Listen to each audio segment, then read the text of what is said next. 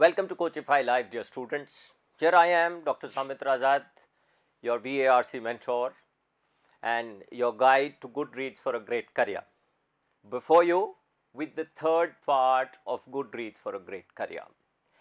I'd like to begin by thanking each one of you for your patient listening and viewing, and more for your faith in us. I am overwhelmed with joy with the kind of response that we've been getting, and the credit goes to you. I assure you that we'll keep up the good work. We'll keep it up in such a manner that it is beneficial to every single aspirant, every single watcher of ours. So, without further delay, I come to the point which is Goodreads for a great career. Students, in the first part, we discussed in detail the importance of newspaper, how to read it, why to read it, how much to read it, and how will it help. Then in the second part, we discussed about starting gradually and graduating from short, small readings to the larger ones, the bigger ones. I had started by saying that most of the students are advised for reading novels, which is not a very easy thing, which is not very convenient. It is not possible for all of us for various reasons. तो उसका alternative क्या रहेगा? तो हमने पिछली जो कड़ी थी, इससे पहले वाला जो सेकंड पार्ट जो हमारा था, उसमें हमने एसेज के बारे में बात की थी और मैंने आपको कुछ just samples I had discussed about George Orwell and Bertrand Russell and various essays by them. Today we begin with short stories.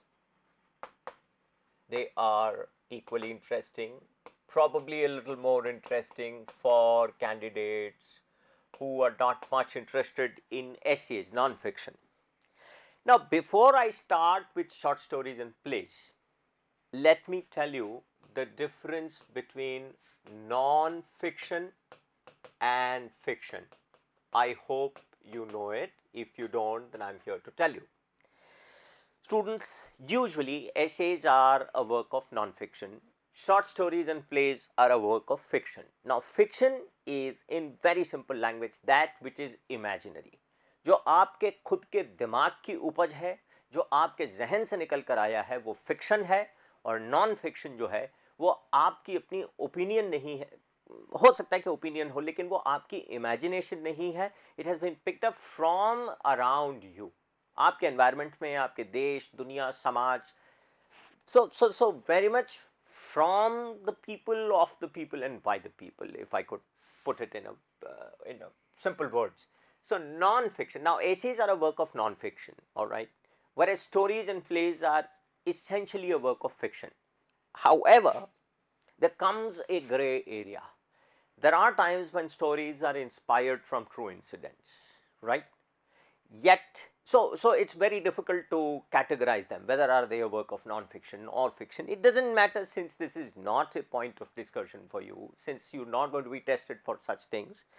So it's okay even if you are not able to figure out the difference, but ordinarily this is the distinction, fiction and non-fiction. Now, so far as short stories are concerned, देखिए essays की और short stories दोनों की खासियत और ख़ूबसूरती ये है कि लेंथ में छोटी होती हैं, anywhere between 2 to 10 pages.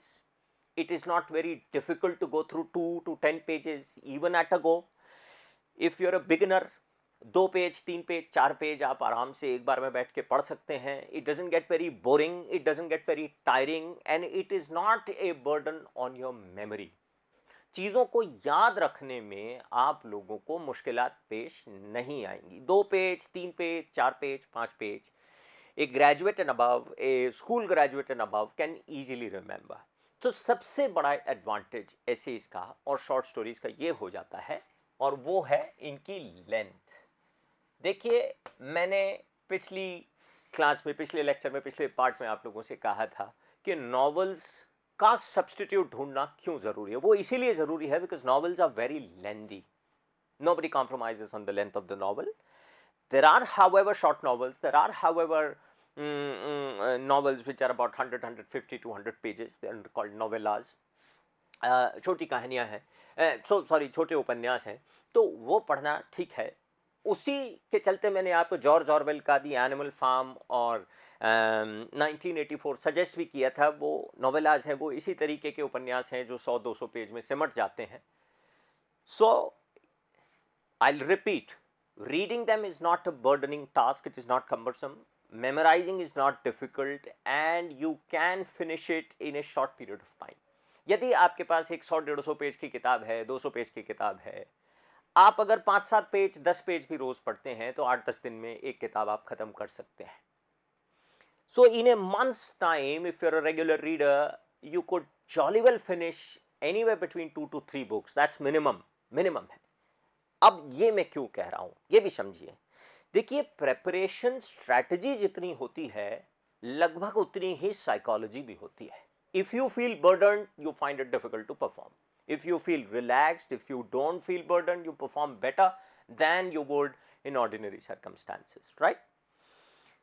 तो कई देखिए, रीडिंग का वॉल्यूम भी इंपॉर्टेंट है, ये भी आप लोगों को पता है. It is extremely important to read a large number of pages. बहुत बड़ी संख्या में आपको पढ़ना भी बहुत जरूरी है. फर्ज कीजिए कि आप शॉर्ट स्टोरीज एंड एसेज या नोवेलाज जो हैं महीने के एक खत्म कर लेते हैं. So minimum of about 2 to 3 such pieces, okay, maybe 300 pages, 250, 300, 400 pages extra in a month's time, which is not much. If you read about 10-12 pages in a day, it takes about half an hour at the max. Now at the end of 6 months, you will be so much better off equipped. कोई आपसे बातचीत करेगा तो आप खुद ही confidence महसूस करेंगे कि आपने जब प्रिपरेशन शुरू की थी उससे और आज तक आप 2 दर्जन किताबें पढ़ चुके हैं, या 3 दर्जन किताबें पढ़ चुके हैं, या 15 किताबें पढ़ चुके हैं. Now it's a very very practical thing. It is contributing to your bank. Which bank? Your memory bank, your word bank, your exercise bank. मेहनत तो है ही, और उसके अलावा साइकोलॉजिकली भी आप बूस्टेड फील करेंगे, आप बेहतर महसूस करेंगे कि हाँ, आप लोगों ने पिछले 4 से 6 महीने के अंदर 15, 20, 25, 30 नई किताबें पढ़ ली हैं. So it works, trust me.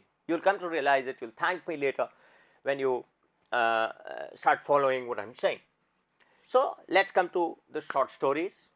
Now there have been n number of authors.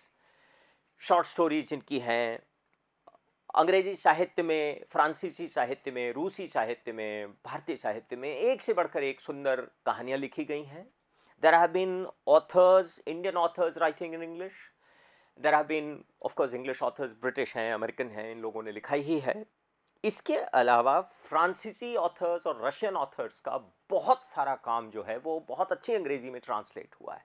So it is not necessary for you that you read exclusively and essentially the English authors. You could jolly well read the translated versions. Now, to begin with, आप O. Henry की कहानियाँ पढ़ सकते हैं.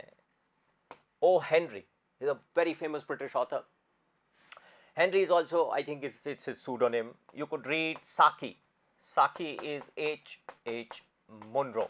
All right. Very beautiful stories. Saki की कहानियाँ आप पढ़ेंगे तो साकी की कहानियों में एक बड़ा इंटरेस्टिंग, बड़ा लज्जत भरा पेच रहता है. There is a great twist in Saki stories. Usually Saki writes beautifully. You could read Henry, you could read essays, stories by Orwell. आप लोगों को मैंने उस टाइम बताया था, एसेज भी लिखे हैं, स्टोरीज भी आप पढ़ सकते हैं. हेनरी की स्टोरीज पढ़ सकते हैं, साकी की स्टोरीज पढ़ सकते हैं. To begin with, then you could read Maupassant. Maupassant is the greatest ever French storyteller.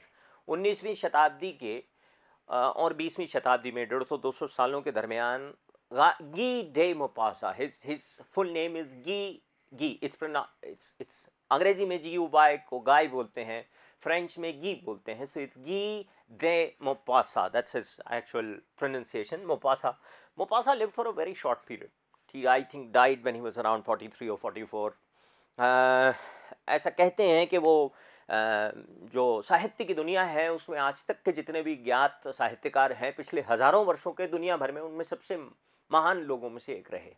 So Maupassant की कहानियाँ आपको इतने खूबसूरत दुनिया की सैर कराती हैं. मोपासा की कहानियों में दुख भी है, दर्द भी है, प्यार भी है, मोहब्बत भी, सब कुछ है. You will find all kinds of emotions and they are beautiful reads. Similarly, you could read Tolstoy. Now Tolstoy, Leo Tolstoy was a great Russian author. Tolstoy ने एपिक्स भी लिखी, वॉर एंड पीस है, एना कारेनिना है, और भी कई इनकी पुस्तकें हैं। मैं आपको वो बता रहा हूँ जो मैंने पढ़ा है किसी वक्त पे। तो and Tolstoy rights the most beautiful stories. ये सब आपको अंग्रेजी अनुवाद में मिल जाएंगी। इसके अलावा आप और भी रशियन ऑथर्स हैं, जैसे दोस्तोव्स्की हैं, फ्योदोर दोस्तोव्स्की का एक बड़ा मशहूर उपन्यास है द वाइट नाइट्स। उसके ऊपर हिंदी सिनेमा में एक फिल्म भी बनी थी, मैं नाम भूल गया उसका। So yes, your favourite very popular actor Ranveer Kapoor, his debut film Saawariya जो है वो दोस्तोव्स्की की द वाइट नाइट से ही प्रेरित थी, अगर मुझे ठीक तरह से ध्यान है। बातचीत के दौरान अगर मैं कहीं कभी गलती कर जाऊं या मैं कोई ऐसी बात कहूं जो तथ्य नहीं है, तो मुझे क्षमा कीजिएगा, because there is only as much that a person can remember. I usually don't, but as a human it is possible to err. सामान्य तौर पे मैं चीज़ें भूलता नहीं, लेकिन अगर ऐसा है तो please bear with me to say the least. So I was talking about writers such as Henry, such as Maupassant, such as Tolstoy, Dostoevsky, Chekhov. Anton Chekhov एक बहुत महान कहानीकार हुए हैं, महान साहित्यकार हुए हैं। ये रूसी हैं, टॉल्स्टॉय, चेखोव, दोस्तोव्स्की, ये सब रूसी हैं। मोपासा जो हैं वो फ्रेंच हैं। और this is like I said in the last video, I say it again, this is not the end students, this is the beginning of the beginning. ये तो आप समझ लें कि साहित्य की दुनिया का के आने वाले रास्तों का पहला रास्ता है। आप तो अभी इन पे चलना शुरू कर रहे हैं, and the world is opening to you. It's a gateway to the world literature. Now students, something very interesting. I could have jolly well suggested a few authors, English authors exclusively. मैं आपको O Henry या साकी कहता, इस तरीके के authors मैं आपको बता सकता था, but it is under a purpose that I talk about the likes of Maupassant and Tolstoy and Chekhov. देखिए, जब आप इन ऑथर्स को पढ़ते हैं तो दो चीजें होती हैं। इंग्लिश इंप्रूवमेंट तो होता ही है, you also come to understand the reason for the way the world is now. जब आप रशियन ऑथर्स को पढ़ेंगे तो इनका झुकाव गरीबी, शोषण, अत्याचार, खाना, जमीन, जारशाही, सामाजिक समस्याओं की तरफ दिखेगा, बहुत ज्यादा झुकाव दिखेगा। जब आप टॉल्स्टॉय को पढ़ेंगे तो आपको उनका झुकाव सत्य की तरफ, अहिंसा, गांधी जी और लियो टॉल्स्टॉय, हमारे महात्मा गांधी, राष्ट्रपिता महात्मा गांधी और लियो टॉल्स्टॉय का बहुत गहरा संबंध था। दोनों आपस में एक दूसरे के मित्र थे, और टॉल्स्टॉय और गांधी जी एक दूसरे से नियमित रूप से पत्र व्यवहार किया करते थे। They were constantly in touch with each other. You will come to understand the way this Russian region is. रूस एक ज़माने में दुनिया का सबसे बड़ा देश हुआ करता था क्षेत्रफल के हिसाब से, आज भी है। जब रूस का विघटन नहीं हुआ था 1990-91 में, Russia was not disintegrated into 13 different republics, गणराज्य नहीं बने थे, तब रूस क्यों ऐसा था, रूस में कम्युनिज्म का क्या प्रभाव रहा। You will also come to know a fair deal about concepts of communism, socialism and all these things. Now how are they important for your exam? Students, you get pieces on philosophy, you get pieces which are related to society, you get pieces that are from to say, they form a lot of, they are from the abstract writers world. इसी तरह जब आप O Henry को पढ़ते हैं या Munro को पढ़ते हैं तो आपको अंग्रेज जो समाज है, जो अंग्रेजी तब जो अंग्रेज़ों का वर्ग है, जिस तरीके की उनकी सोच रही, जिस तरीके का उनका सोच रहा, इसी तरह आप मोपासा को पढ़ते हैं तो फ्रांस, तो आप लोगों को देखिए, हिंदुस्तान में तो आप रहते हैं, यहाँ के समाज से, यहाँ की लेखनी से, यहाँ के होने वाले उतार चढ़ावों से आप बहुत अच्छे से वाकिफ़ हैं। जब आप इन लोगों को पढ़ते हैं तो आप लोगों को दुनिया का दूसरा वो हिस्सा, यानी the western part of the world which influenced us a great deal, you come to understand the reason for the way they have been, right? So these are, I come back, these are pieces which are short in length, very interesting, very beautiful, emotional हैं, आपको भावनात्मक रूप से अपने साथ जोड़ लेते हैं। आप ये देखते हैं कि 100 साल या 150 साल या 50 साल, inwardly all humans are same, आंतरिक रूप से संसार भर के सभी मनुष्य एक समान हैं, सभी में वही भावनाएं हैं, अच्छे बुरे हर जगह मिलते हैं, महिला पुरुष का, देश दुनिया का, काल संजोग का कोई भेदभाव नहीं है. You will come to realise that inwardly all humans are same, which is the single joining contact point of these writers with people like us who are hundreds of years apart and different in culture from them. सैकड़ों साल इन लोगों ने 18वीं 19वीं 20वीं शताब्दी में लिखा और हम लोग आज 21वीं शताब्दी के युवा हैं. तो हमारे और इनके बीच में क्या साम्य है, कौन सा वो तार है जो हमें इनसे जोड़ता है. निदा फाजली का एक बड़ा सुंदर दोहा है जो मुझे याद आता है. मैं रोया परदेश में भीगा माँ का प्यार, मैं रोया परदेश में भीगा माँ का प्यार, दुख ने दुख से बात की बिन चिट्ठी बिन तार. तो जैसे आपके तार अपनी माँ से अपने पिता से दूर बैठे जुड़े रहते हैं, वैसे ही ये साहित्य भी आपको उस दौर में ले जाएगा and will give you a very very fair understanding of the happenings of that particular period and help you understand the way we are. And don't underestimate anything. आपके परीक्षा में कहीं से कोई भी पीस राइटअप में आ सकता है. ठीक है. So this is for today. We've discussed some of the authors, some of the prominent writers, only so far as short stories are concerned. I'm going to come back in the next episode, in the next video, and going to further talk about some other writers, probably playwrights and some Indian writers in English that you must read. अपना ख्याल रखिए और हमें लिखिए. In case you need anything from us, anything extra from us, any other insight, please drop a comment in the comment box or write to us or call us up. Take care.